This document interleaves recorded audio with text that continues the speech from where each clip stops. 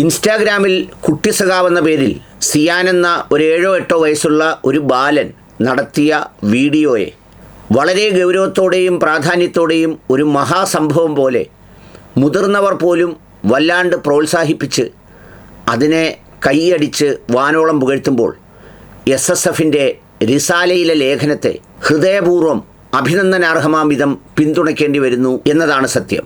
അകാല മുതിർച്ച എന്ന് പറയുന്ന ഏറ്റവും മനോഹരമായ വാക്കുകൊണ്ട് അതിനെ വിശേഷിപ്പിക്കുകയും തിരുത്തപ്പെടേണ്ടതിനെ വല്ലാണ്ട് പ്രോത്സാഹിപ്പിക്കുന്നതിൻ്റെ അപകടവും റിസാല വരച്ചു കാട്ടിയത് അർത്ഥവത്തായ സംഗതിയാണ്. ഇത് എത്രയോ വേദികളിൽ എത്രയോ ഇടങ്ങളിൽ പേരൻറ്റിങ്ങിൻ്റെ ഭാഗമായി ചൈൽഡ് നർച്ചറിങ്ങിൻ്റെ ഭാഗമായി ഒക്കെ ഞാൻ ആവർത്തിച്ച് പറയാറുള്ളതും ഇന്ന് സാമൂഹ്യ മാധ്യമങ്ങളിൽ സാക്ഷ്യം വഹിക്കുന്ന ഒരു കാര്യവും കഴിഞ്ഞ ദിവസം പോലും എൻ്റെ ഒരു സുഹൃത്തുമായി ഇത് ഞാൻ പങ്കുവച്ചതുമാണ്. മൂക്കാതെ പഴുക്കുക എന്ന് പറയുന്നൊരു പ്രയോഗമുണ്ട്. മൂക്കുക എന്നാൽ പ്രായം കൊണ്ടും ജീവിതാനുഭവങ്ങൾ കൊണ്ടും ഒക്കെ ഒരു പാകത നേടിയ ശേഷം ചില വിഷയങ്ങളിലുള്ള പ്രതികരണങ്ങളെയും അത്തരം കാര്യങ്ങളെയും ഒക്കെ അതിൻ്റെ ഗൗരവത്തോടെ നമ്മൾ സമീപിക്കുന്നതിന് പാകമാവുകയുള്ളൂ. എന്നാൽ അതിനു മുൻപുണ്ടാകുന്ന അകാല മുതിർച്ച എന്ന് പറയുന്ന ഈ മൂക്കാതെ പഴുക്കൽ എന്ന് പറയുന്നത് അത് ഒരു അപ്രായോഗികവും പ്രകൃതി വിരുദ്ധവും ഒക്കെയാണ് എന്നതാണൊരു സത്യം. നമ്മളിപ്പോൾ മാമ്പഴം തന്നെ കാർബൈഡ് വെച്ച് പഴുപ്പിക്കുന്നതിനെ വളരെ അപകടകരമായ സ്ഥിതിയായിട്ടാണ് നമ്മൾ വിശേഷിപ്പിക്കാറുള്ളത്.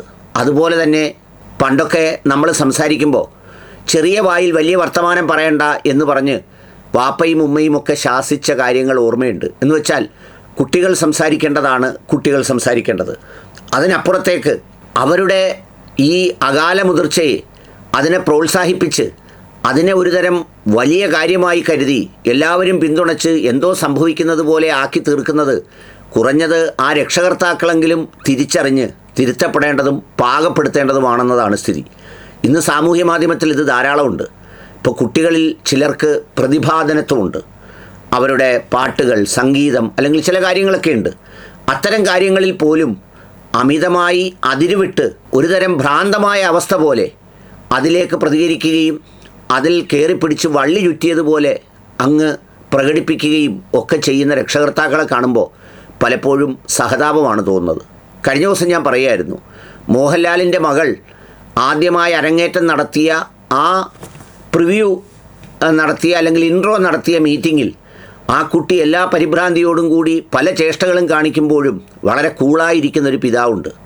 വളരെ കൂളായി അതിലൊട്ടും അത്യാകാംക്ഷയോ അല്ലെങ്കിൽ അനാവശ്യ ഇടപെടലോ ഇല്ലാതിരിക്കുന്ന, അത് സ്വയം പ്രാപ്തമായ പ്രായത്തിൽ സ്വയം ഏറ്റെടുക്കട്ടെ എന്ന് പറയുന്ന ഒരു പാകതയുടെ ഭാഗമാണ്. ഇതിന്ന് കുട്ടികളിൽ ചില കാര്യങ്ങൾ പറയുമ്പോൾ ഇതിൻ്റെ ഒരു അവസ്ഥ എന്താണെന്നറിയോ? പലപ്പോഴും പല വീടുകളിലും ഇതുപോലെ കുഞ്ഞു കുട്ടികൾ എടാ പോടാന്ന് പറയുമ്പോഴും കൊച്ചു തെറികൾ പറയുമ്പോഴും ഒക്കെ വലിയ വായിലെ കൈയടിച്ച് അതിനെയൊക്കെ പ്രോത്സാഹിപ്പിച്ച് ചിലർ ഈ മറ്റുള്ളവരുടെ മുഖത്തേക്ക് തുപ്പുക അല്ലെങ്കിൽ ഉപദ്രവകരമായി മാറ്റേണ്ട അശ്ലീലമായ സ്വഭാവങ്ങൾ വളർത്തിയെടുക്കുന്നതൊക്കെ അതൊക്കെ പാകപ്പെടുത്തി വളർത്തിയില്ലെങ്കിൽ മറ്റൊരു ദിശയിലേക്കാവും പോകുന്നത്. എൻ്റെ നാട്ടിലുണ്ടായൊരു സംഭവമുണ്ട്. ഈ ഡയലോഗ് പറഞ്ഞ് കൈവിട്ടു പോവുകയും അതിനെ കുട്ടികളിൽ കൈയടിപ്പിച്ച് പ്രോത്സാഹിപ്പിക്കുകയും ചെയ്യുമ്പോൾ ഉണ്ടാകുന്ന സംഭവമാണ്. ഒരു മകൻ്റെ കുഞ്ഞു മകനാണ്. എല്ലാവരും അങ്ങ് പുന്നാരിച്ച് ഇതുപോലെ വർത്തമാനം പറഞ്ഞു വളർത്തി ഒരു പട്ടാളത്തിൽ നിന്ന് പിരിഞ്ഞു വന്ന അപ്പൂപ്പനോട് എന്തോ ഒരു കാര്യം പറഞ്ഞപ്പോൾ നിൻ്റെ തന്തയല്ലടാ എൻ്റെ തന്ത എന്ന് പറഞ്ഞു. അദ്ദേഹം കൈവലിച്ചൊരടി കൊടുത്തു. ആ തന്തയ്ക്ക് പറഞ്ഞതിൻ്റെ വികാരം ഒരു നിമിഷം ആ മനുഷ്യന് തോന്നിപ്പോയതാണ്. അത് കുടുംബകലഹത്തിന് കാരണമായി, വീടുകൾ സെപ്പറേറ്റ് ചെയ്യുന്നതിന് കാരണമായി, വലിയ കുഴപ്പത്തിലേക്ക് ചെന്ന് ചാടി. അപ്പോൾ നമ്മുടെ മക്കളായാലും ആരായാലും പറയേണ്ടത് മാത്രമേ ആ പ്രായത്തിന് ഉതകും വിധം പറയിപ്പിക്കാവൂ. അതിനപ്പുറത്തുള്ള കാര്യത്തിന് വലിയ പ്രാധാന്യം നൽകി കൈയടിച്ചുകൊണ്ടിരിക്കുമ്പോഴാണ് SSFൻ്റെ റിസാല മാസിക വളരെ ധൈര്യപൂർവ്വം ഒരു നിലപാട് കൃത്യമായി പറഞ്ഞത്. വളരെ കൃത്യമാണത്. അത് വളരെ ഷാർപ്പാണ്. അതിൽ നിങ്ങൾ രാഷ്ട്രീയം കാണേണ്ടതില്ല. ഇത് കോൺഗ്രസിനെ പറഞ്ഞാലും CPMനെ പറഞ്ഞാലും BJPക്ക് വേണ്ടി പറഞ്ഞാലും എന്തിനു വേണ്ടി പറഞ്ഞാലും അതിനെ അങ്ങനെ തന്നെയാണ് കാണേണ്ടത്. പണ്ടൊരു ബാലൻ ഒരു പിതാവിൻ്റെ തോളിലിരുന്ന് ആലപ്പുഴയിൽ മുദ്രാവാക്യം വിളിച്ചപ്പോൾ ഉണ്ടായ ഒരു പ്രതികരണം ഉണ്ടല്ലോ. ആ പ്രതികരണത്തിൻ്റെ തന്നെ ഒരു തോതിൽ തന്നെ ഈ പറയുന്ന കാര്യത്തെയും അതിലെ ബാക്കി വിദ്വേഷം എന്നൊക്കെ വ്യാഖ്യാനിച്ചെടുത്തത് മാറ്റി നിർത്തിയാൽ ഇതെല്ലാം അകാല മുതിർച്ചയുടെയും അപക്വതയുടെയും ആ കുടുംബത്തിൻ്റെ മൊത്തത്തിലുള്ള ചില ചിന്താവൈകല്യങ്ങളുടെയും കാരണമാണ് എന്നതാണ് സത്യസന്ധമായൊരു കാര്യം. അതിലിടപെടേണ്ടതും തിരുത്തേണ്ടതും വളരെ അത്യാവശ്യമുള്ള കാര്യമാണ്.